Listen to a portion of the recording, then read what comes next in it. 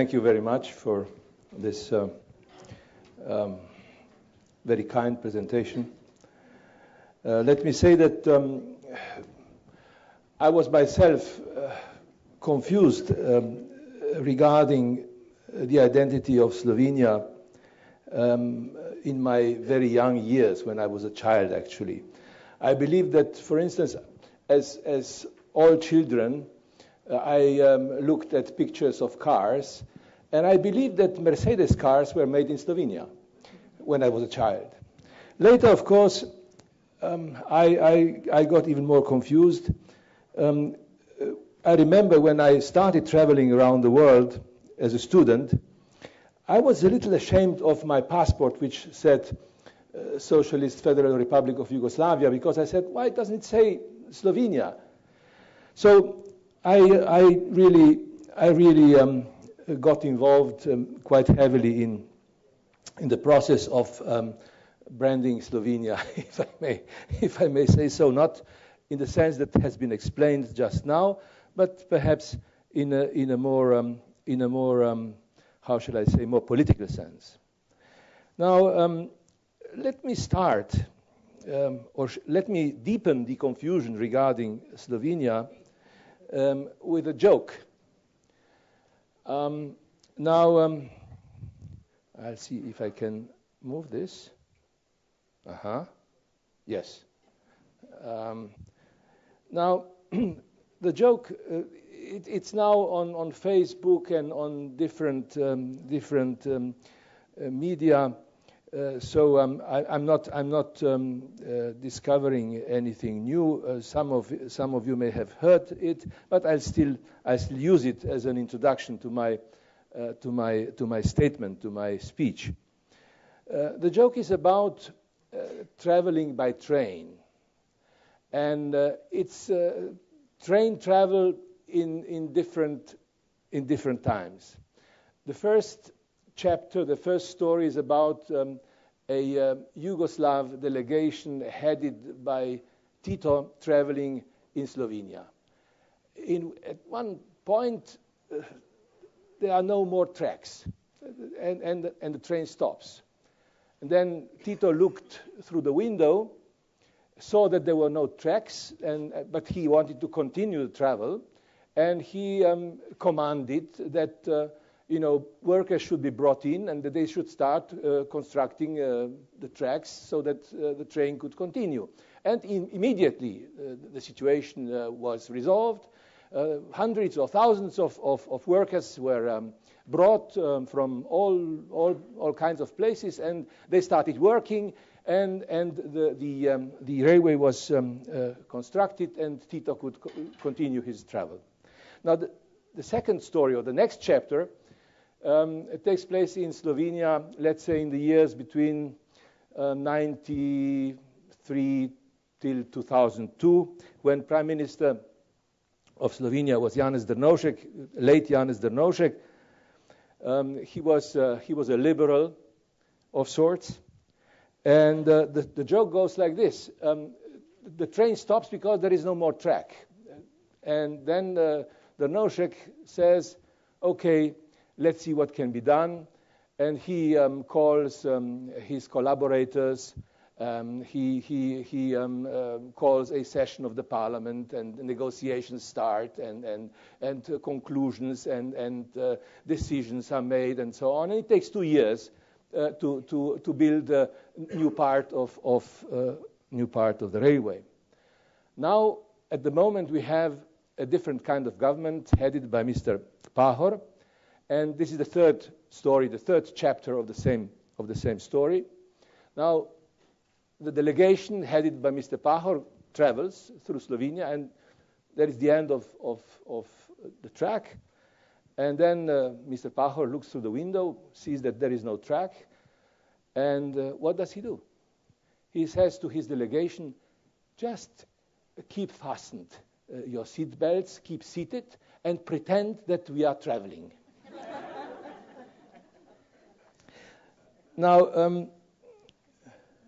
Now these are of course various times, various epochs in history of Slovenia.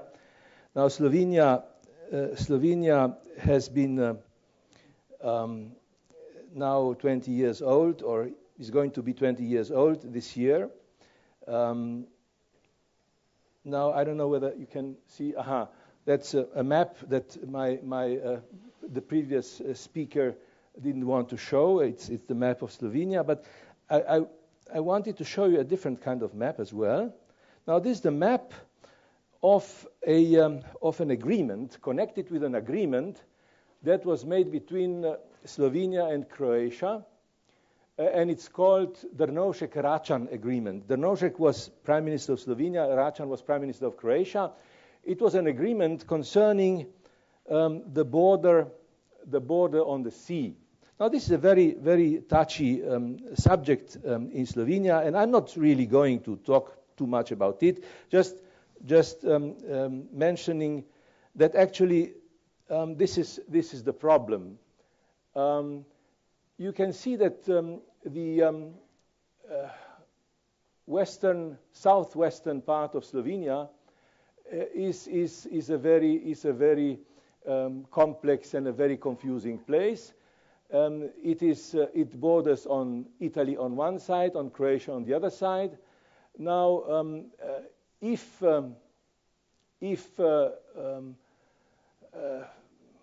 one took a very traditional approach to the issue of establishing borders, as you know, there has been no border in between Slovenia and Croatia during Yugoslav times, then of course Slovenia might be, as you would say, locked, a landlocked or a country without its own proper outlet to open to the high seas. Now, this is the map that was used by Drnovšek and Račan back in 2001, and it resolved the issue of this outlet to the high seas. And this is the point where the territorial waters of Slovenia supposedly touch the international waters. This map may be useful for understanding some of the issues that I shall touch, but as I said, I don't want to be too political and too controversial. Just trying to be to give you the information. Now, statistics have already been explained. I'll just say that Slovenia has approximately the same size as Israel. My GDP per capita differs a little bit from the GDP that has been indicated by the previous speaker. My GDP is a little higher than hers, but actually it should be even higher if you took the PPP standard. I have looked up also in Slovenian statistics what is the life expectancy. It's 80 years for women and 73 years for men.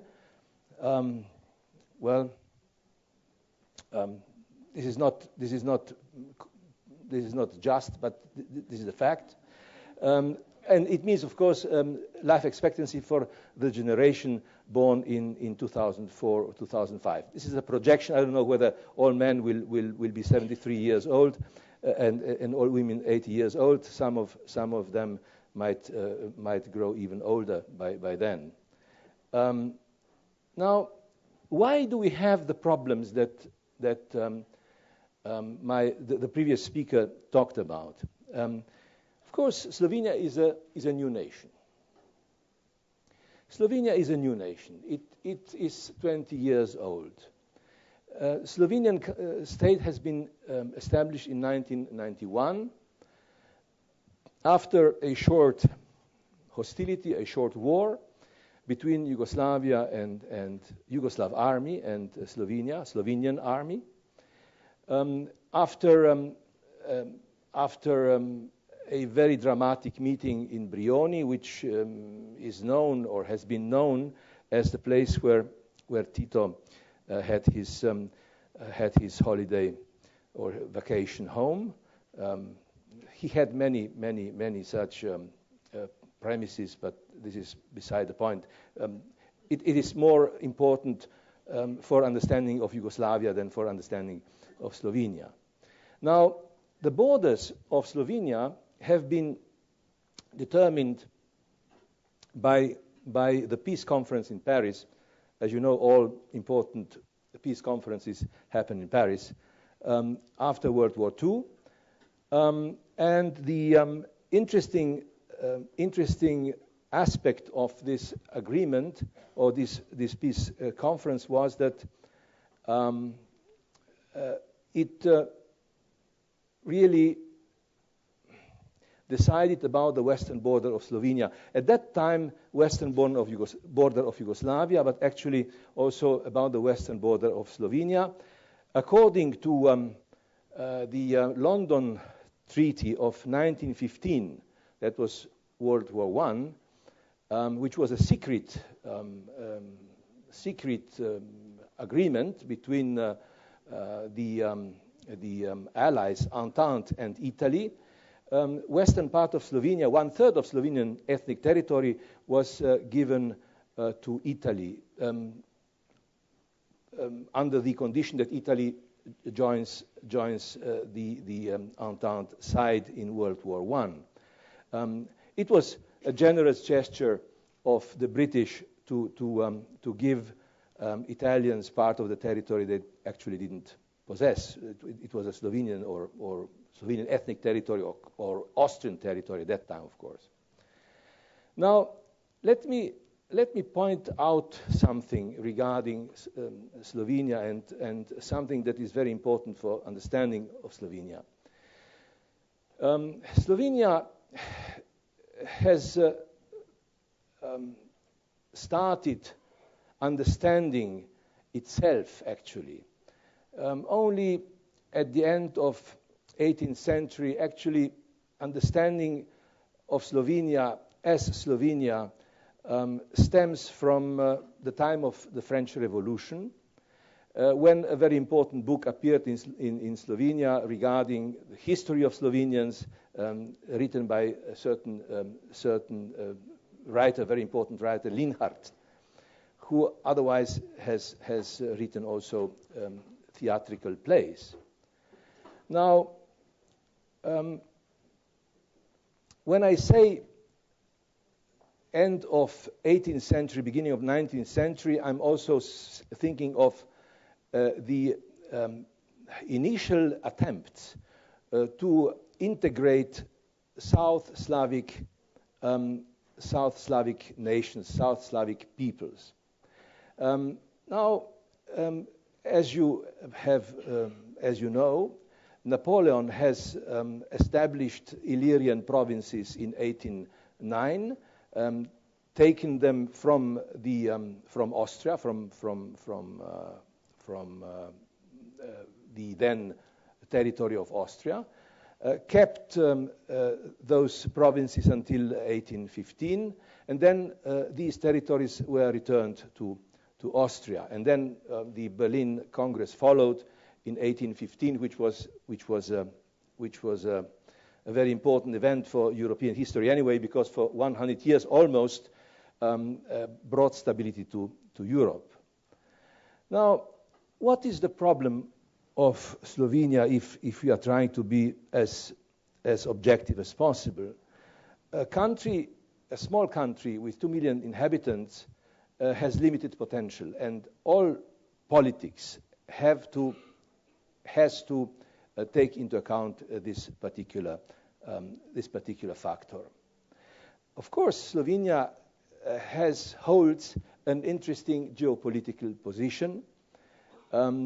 It is a Central European and also a Mediterranean country, bordering on Western Balkans, bordering on Balkans. Now, Slovenians, if you ask present-day Slovenians whether they feel as a Balkan people, they would, of course, say no.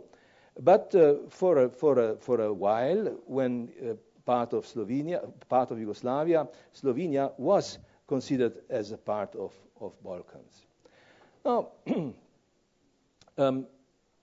I tried to to sum up or to give you in a nutshell what are the problems, what are the challenges of present-day Slovenia.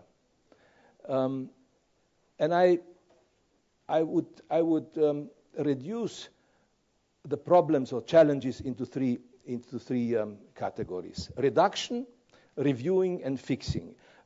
We have to reduce taxes if we want to be more interesting for investment. Taxes in Slovenia are quite high. And we must also reduce ideological confrontation concerning the communist past. The communist past has been a problem that has been quite important in the controversies, in the polemics of recent years. And of course, they have divided the population in such a way that communication between various political parties, political groups, communities has become very, very complicated. Now, I agree with everything that has been said about the branding problem, the branding issue. But of course, one thing has escaped in this debate, I guess, so far. Namely, Slovenia has been quite prominently protected against, how shall I say, foreign investment with the ideology of national interest. If you follow the debates, let's say in the 90s in Slovenia, you would hear a lot of discussion about national interest. And many politicians at that time said Slovenia shouldn't follow the example of, let's say, Hungary or even Czech Republic, I remember, that was the slogan of the time, that have sold their family silver, so to say, to foreigners, to foreign owners. We should keep our silver, we should keep our riches for ourselves. And this has prevented more foreign investment in Slovenia. And I think that, of course, this policy has been quite harmful, and it should be reviewed. The other thing that stems from socialist times, as far as Slovenia is concerned, is the social security addiction. I think that one of the speakers in this conference, this interesting conference, has mentioned dependency syndrome. Now, I think that or handouts to people, free housing.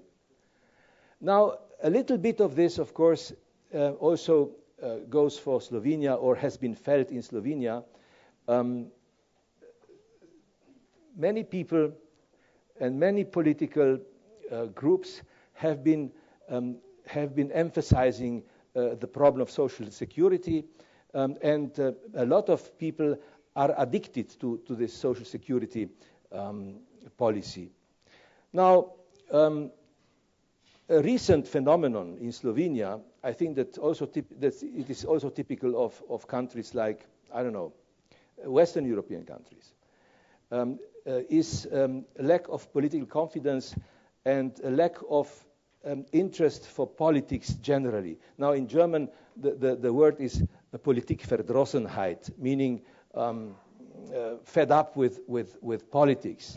Now, this is, of course, quite a dangerous phenomenon, and perhaps if there is time, we can say something about it later on. Again, history in a nutshell. Slovenians converted to Christianity together with Bavarians back in 7th or 8th century, spent their life, their national life or whatever life, under the Habsburgs. They have had this short spell of relative independence during Napoleonic times. Then, of course, came the crisis of 1915, World War I. Slovenians experienced the outcome of World War I as their defeat. They were on the losing side, on the defeated side, and then they were included into Yugoslavia. Now, the Yugoslav experience has been, of course, interpreted in many ways, and I'm not going to say anything new if I say that it has been positive and negative. Positive because Yugoslavia actually contributed to the development of Slovenian national political institutions. On the other side, of course, Slovenia was a hidden nation of Europe, was a captive nation of Europe in many ways. I'll give you an example. For instance, if some famous opera singer came visiting or came singing to Yugoslavia, he or she would sing in Belgrade, maybe in Zagreb, but never or practically never in Ljubljana, because Slovenia was not an important place to sing in. When statesmen, leaders, world leaders came to visit Yugoslavia, they would practically avoid Slovenia and Ljubljana always. Now, the last point, of course, we have been affected by the communist experience. We have lived 45 years under communist regime. In many ways, our experience has been similar to the experience of Eastern Germans, Hungarians, Czechs, Poles, and so on. Now, let me say, Yugoslav crisis, of course, determined our lives in so many ways. Some people have interpreted the Yugoslav crisis as a special crisis, as a special case in European history. Let me give you my view. I think that, of course, the Yugoslav crisis had to do with the fall of the Berlin Wall. It is a fact that the first non-communist parties in Slovenia were established between 1988 and 1989, so actually at the same time as the fall of the Berlin Wall happened. Now, this is an important message that I wanted to convey. Slovenia has established itself in opposition to a non-aligned communist Yugoslavia. After democratic elections and independence, distancing itself from authoritarian traditions and emphasizing importance of national, meaning Central European and Mediterranean culture, and emphasizing human rights, emphasizing the necessity of market economy, Slovenia then turned to the EU and NATO. Already in 1991, Mr. Janša, whom Mark has mentioned before, and I flew to Brussels in the middle of the hostilities in Slovenia, as I said, in 1991, to meet with representatives of NATO. Of course, they were a little suspicious of these two, so to say, illegitimate representatives of Yugoslavia, because at that time, of course, for NATO, the subject was Yugoslavia, not Slovenia.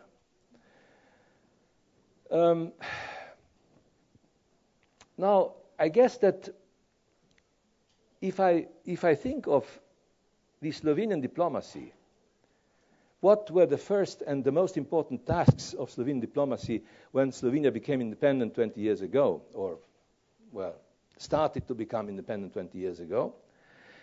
One of the first tasks of our diplomacy has been to demonstrate and explain the internal problems of multinational systems under communism.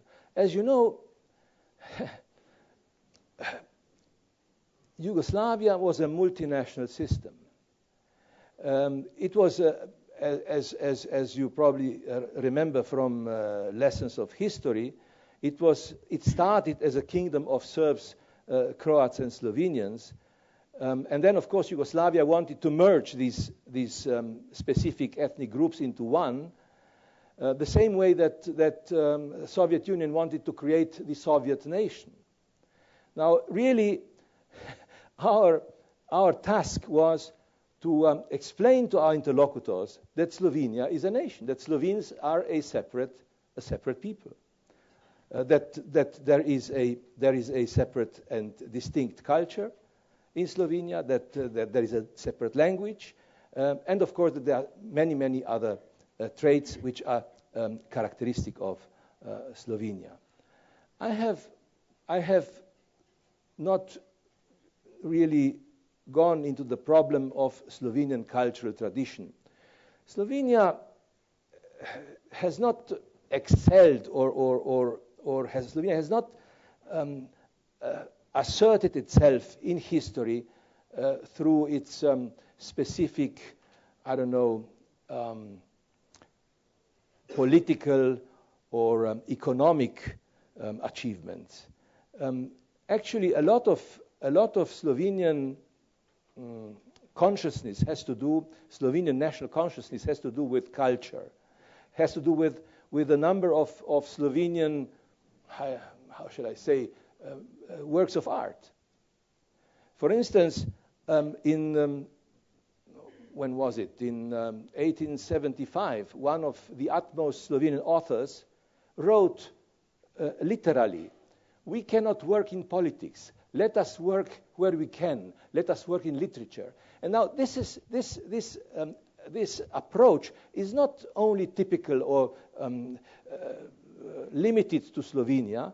You will find same approach or same how shall I say exclamations, same ideas also in other Central European countries. If some of you may remember one of the famous articles written by Milan Kundera, The Tragedy of Central Europe, he has pointed out that Central European nations grew out of a culture rather than, let's say, military or political achievements. Now, many analysts and also international leaders made mistakes, the same mistakes they made concerning, for instance, also integration of the Germanies, also regarding other so-called captive nations. They feared, let's say, important European leaders objected to integration of Germany.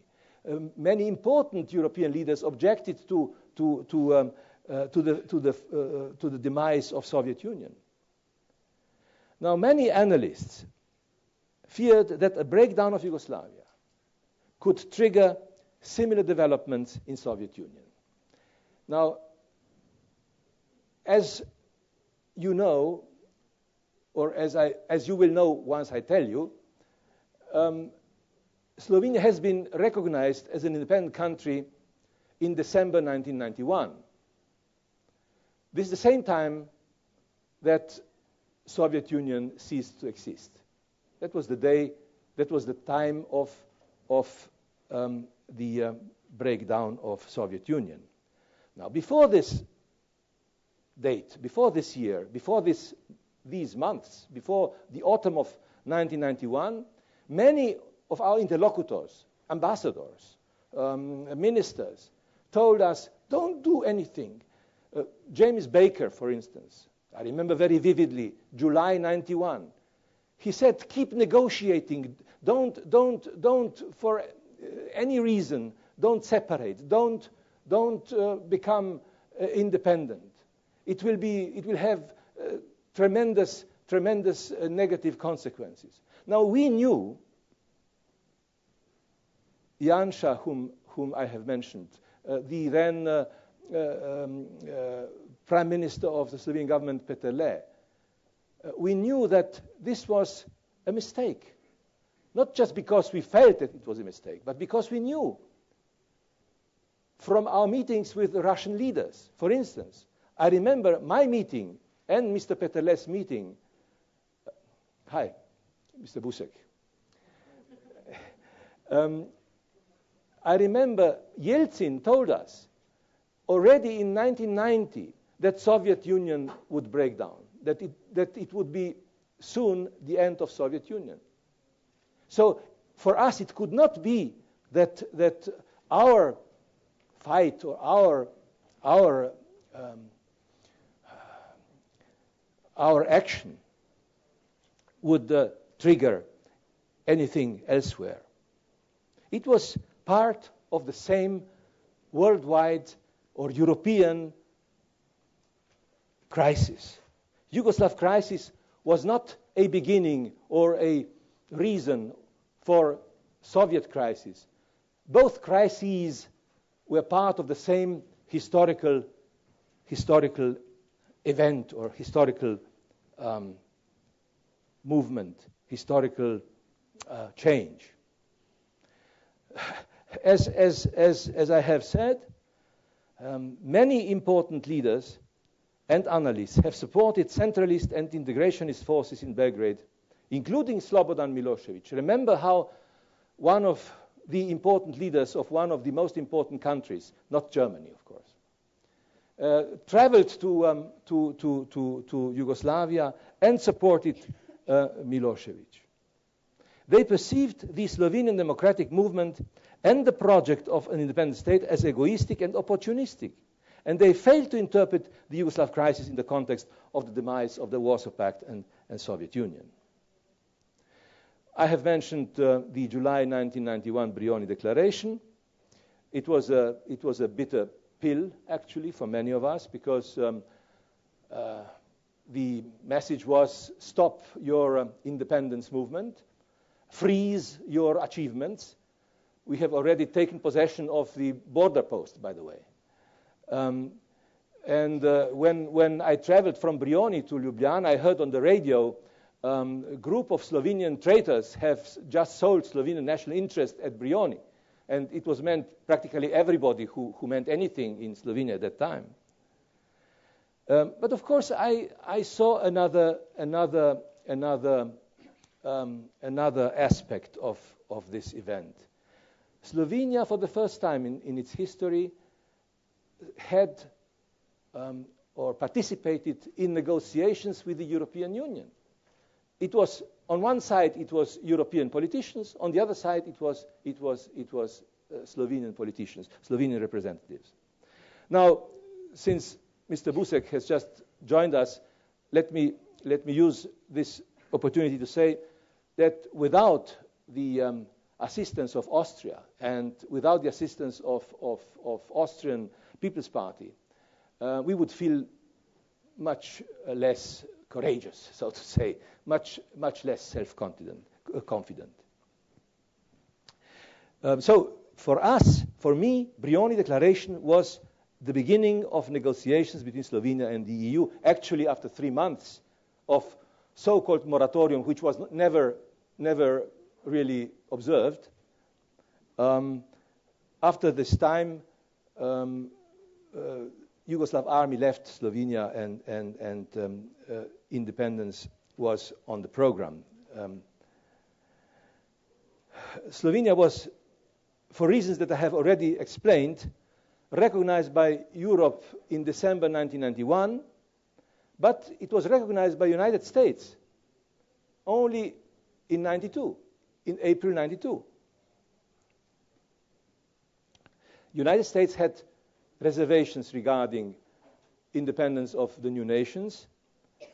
It would be much simpler for many of European and American leaders to keep the balance, to keep the stability that was assured by the existence of Soviet Union. I say this with in a responsible way. Now, short history and then conclusion. The 90s were very important for promotion of Slovenia as an international item.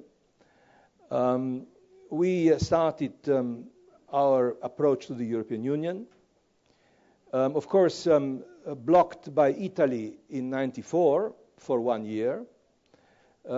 At that time, Americans realized that they had made a mistake, and they supported the solution of the blockade. And as Piero Fassino, one of the Italian politicians, has written in his book, when Prodi was elected in Italy, and when he returned from Washington, he said, "Well, Clinton told me that we should end our controversies with Slovenia, and we should leave, that we should allow Slovenia to proceed." In '96, Pope John Paul visited Slovenia. In 1997, that was another problem. Slovenia was ignored by NATO. We wanted to become part of NATO. There was a rumor that NATO would accept 4 new countries, and it only accepted 3: Hungary, Poland, and the Czech Republic. Now, the 4th could be Slovakia, and this is the crux of the matter. Many people didn't know whether Americans wanted to accept Slovakia or Slovenia. That was part of the confusion, and that was part of the brand of our branding problem, really. I remember when our president went to visit one of the important countries, Slovakian anthem was played at the airport when he was marching on the red carpet.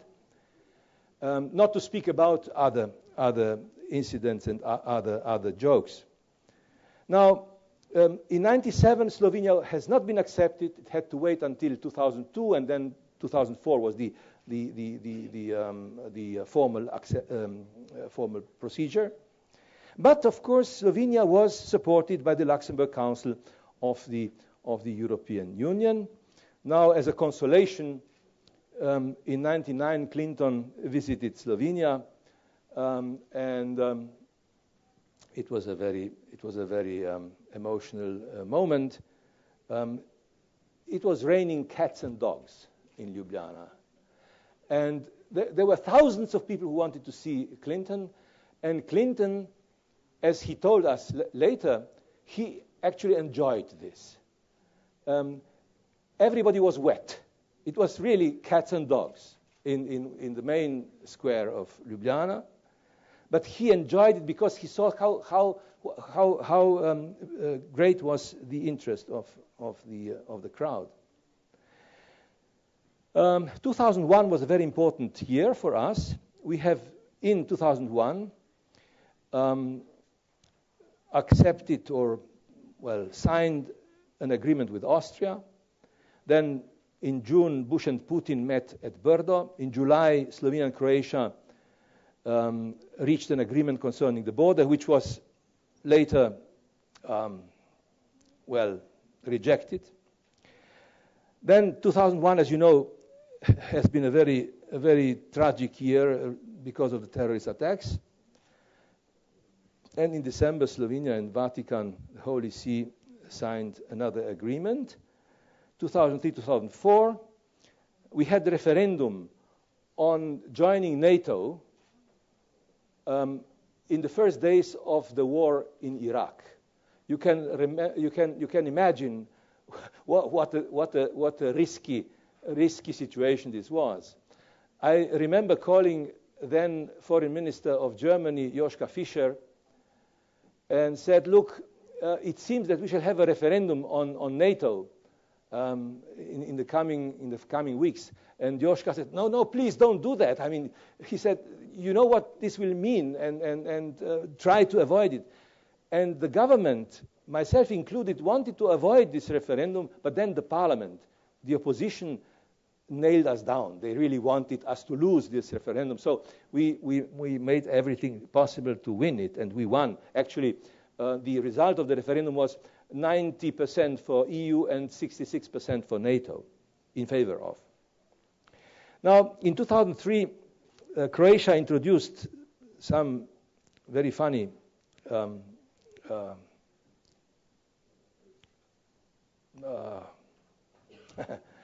measure called Ecological and Fisheries Protection Zone in the Adriatic, which actually closed, if you remember the map that I have showed you at the beginning, which closed the open sea, or shall I say,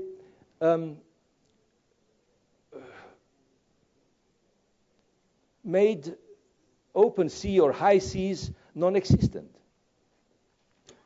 But let's forget about that. In 2004, Slovenia has become member of EU and NATO formally. In 2005, we have been chairing the OSCE. This was a very, very important year. And I remember quite dramatic meetings inside the Slovenian government at that time about the revolutions in Eastern Europe. This was the time of the Ukrainian revolution. This was the time of the Kyrgyz revolution. And it all fell into our lap. The OSCE and I, as chairman in office, had to deal with this. Now, the debate in the Slovenian government was, what shall we do? Shall we reject the Ukrainian revolution? Shall we try to influence Ukrainians to forget about independence and so on? Now, my feeling or my position was, this is a movement. This is a process of democratization, which has reached Ukraine, and tomorrow will reach Moscow, and next day will reach even Belarus, and so on. Now, my president, who is now dead, said, look, this is very dangerous. We should not support Ukraine. Russians will invade Ukraine, and we shall find ourselves at the center, in the epicenter of a world tragedy. I have the same attitude still today, that democracy cannot be stopped. And I'm referring also to the Arab revolutions, so to say. I think that it was a good challenge and a good moment for Slovenia to participate in these historical events. We could tell our Ukrainian and even Kyrgyz friends what was the situation in Slovenia back in 1991. 2006, 2007, more achievements. 2007, Slovenia introduced the euro and joined Schengen, so I can travel to Germany without showing passport. Now, then comes 2008, that has been omitted from the presentation, from the introduction at the beginning. Now, this was perhaps the most important moment of Slovenian foreign policy. Slovenia took over, assumed the presidency of the EU for the first semester of 2008. Many of you remember how European Union used to function at that time. First presidency was German, then came the Portuguese, then Slovenia, and then France. And Slovenia was squeezed between Germany and France, more or less. And of course, this was a very, very valuable experience for all of us. Now, why? Because we had to participate in important decisions again. The small, tiny, little Slovenia of 2 million participated in world important decisions concerning the independence of Kosovo, concerning the signing of a provisional association and stabilization agreement by Serbia, and concerning cooperation with Russia, cooperation between EU and Russia. I must say at this point that I value highly the assistance of my colleagues of the time, especially Javier Solana. I think that Javier Solana was indeed a minister of foreign affairs of Europe, and I stop the sentence at this point. Now, we had a secret meeting of the committee of the countries that supervised the processes in Yugoslavia or in Western Balkans. It was the European part, of course, European Union, then Germany, France, Italy. And we decided that we would try to postpone for a month the independence of Kosovo. This was February 2008. January, end of January 2008. We have decided that independence should be postponed because of Cypriot elections, because of Spanish elections, because of many factors that were important for my colleagues and for Europe. And we decided that. And we decided that we would tell no one about our decision. Next morning, the Italian paper La Repubblica published the whole story. And I ask you, who has told the journalists about the meeting, about the secret meeting? I was not the person. Important was also this Serbian Association Stabilization Agreement. Our Dutch friends were absolutely against it. They said the Serbs should first deliver Mladic and so on, and they couldn't be moved. I traveled to The Hague. We kept massaging our colleague Verhagen, and we kept everything. Again, I think that Solana and a couple of friends helped at that point really to squeeze our Dutch friends to force them into a corner so that they agreed with some sort of compromise. Same kind of compromise had to be reached with our Lithuanian friends and partly Polish friends regarding a cooperation treaty with Russia. Again, it was a task of Slovenia, the small, unimportant, tiny little Slovenia, to try to work for consensus and work for compromise, and we have succeeded. I have, how shall I say, superficially touched on the problem of European Union External Service. Now we are on the verge of a new situation these days. A new time has come for European Union. The presidencies of the European Union are no longer what they used to be. We have one person representing European Union, as you know, in the Council and in foreign policy. Now, the question that I'm asking myself, at the moment I'm in the opposition responsible for foreign policy. But when we win the elections next year, we shall have to introduce some changes, of course. You can imagine. Yeah. Now, one of the questions that we have is, do we really need embassies of member states in member states? Do we need the same way as we used to have them, let's say, in pre-Ashton times? And I think that perhaps we can save some money by closing some embassies in some member states, and maybe open embassies in some other countries, and maybe change embassies into cultural centers, or in centers, economic centers or offices or whatever, representations that could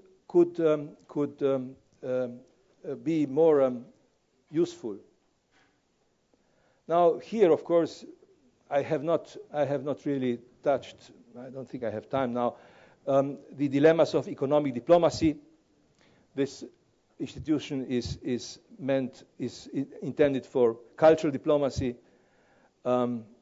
So let us skip this. It is a more serious problem than it looks. I think that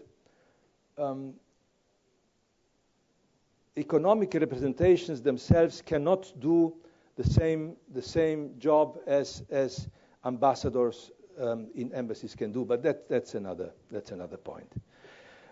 Cultural diplomacy. I mean, why am I here? I have to talk about cultural diplomacy if this is an institute for cultural diplomacy. Now, cultural diplomacy is very, very important.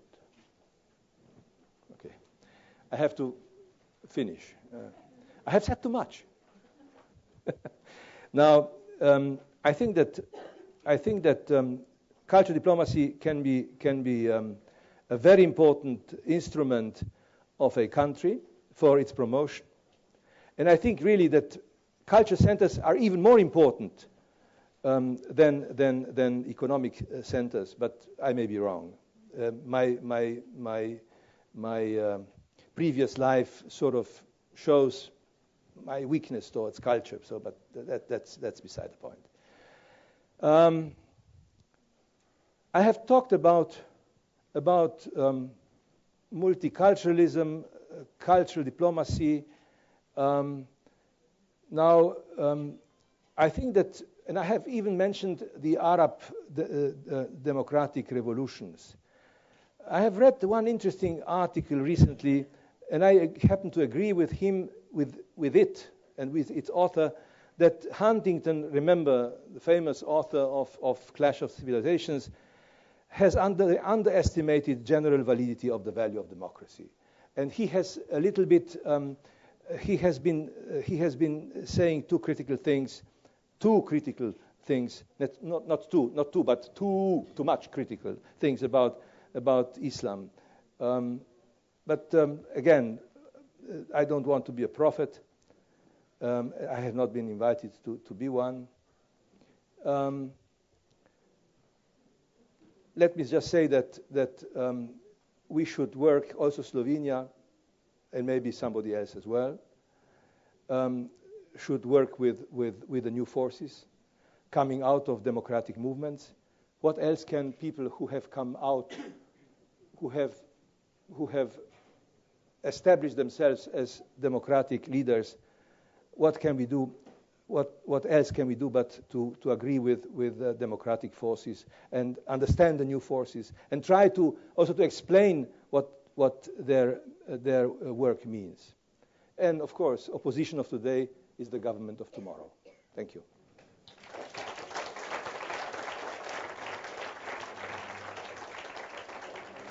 you very, very much, Dr. Rupel. If we could just have the microphone. Okay. Oh, yes, of course. Thank you very much. I'd be happy to take one or two questions or comments on the excellent presentation that we just had. Do we have any reactions, questions? Yes. Okay.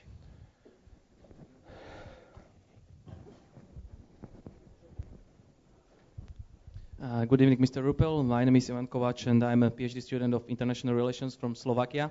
I would like to ask you, especially... No offense regarding the confusion between Slovenia and Slovakia. Yeah, I think that they are both respectable countries. Yes, of course. I think that after I saw the campaign, I feel Slovenia that there will be no more confusion in the future between these two countries.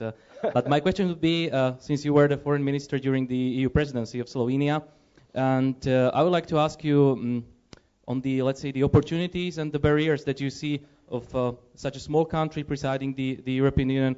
What were the pros and the cons after the presidency, when you, let's say, summarized, or when you thought about the whole presidency? What were the pros and cons of having such a little country managing such a big institution? Even if we know that the architecture of the presidency has already changed under the Lisbon Treaty. So for Slovakia in 2016, it's going to be a little bit different. But what would you maybe give Slovakia as an advice, or how would you share your experience on the EU presidency? Because we are also a small country with a not so let's say not so populated. So what kind of advice would you give us? Thank you very much. Thank you. Now, first, I think that one should make these discussions as light as possible. I forgot to tell one anecdote. Everybody remembers George W. Bush, right? Former President of the United States. Now, when I was ambassador in the United States, I brought my prime minister, then prime minister, Drnovšek, to George Bush before he was president. He was still governor of Texas. Now, that's a long time ago, but still, let me use this anecdote. And the next day, there was a report in one of the papers, American papers, Washington papers, that the governor of Texas has received the foreign minister of Slovakia. It was really prime minister of Slovenia, but he confused the two. But then, the journalists asked me, even in Slovenia, they asked me, how do I comment on this mistake? I said, look, Slovenia and Slovakia are two very important, sympathetic countries, and we are not at all jealous or angry with this confusion because it serves us both. Now everybody knows that these are two different countries. Now, regarding your question, of course, as you have said yourself, the Lisbon Treaty has put Slovakia or any other country into a different position from the position that Slovenia had back in 2008. And France was the last one. Sweden pretended not to be already doing something else. Now, my advice would be use the opportunity, seize the day. Once you are in charge, nobody can object to you. You are the boss. Every time when I arrived to Brussels to chair the session of the meeting of the General Affairs and External Relations Council, I was brought a whole bunch of EU papers because chairman of the council was at the same time the only official figure who signed the council papers, and I had to sign all those papers. So I could be naughty and not sign them. So it really depended on little Slovenia whether we would do something or not. It was Slovenia that was organizing meetings, giving statements about Europe and so on. So use the opportunity. Do whatever you find appropriate. Absolutely. Dr. Rupel, I'd like to take this opportunity to extend my extreme gratitude to you for having traveled the entire distance from Slovenia to be here with us today. Very thought-provoking lecture, and we very much look forward to seeing you again soon in Ljubljana. Okay. Thank you very much. Thank you. Thank you. Thank you.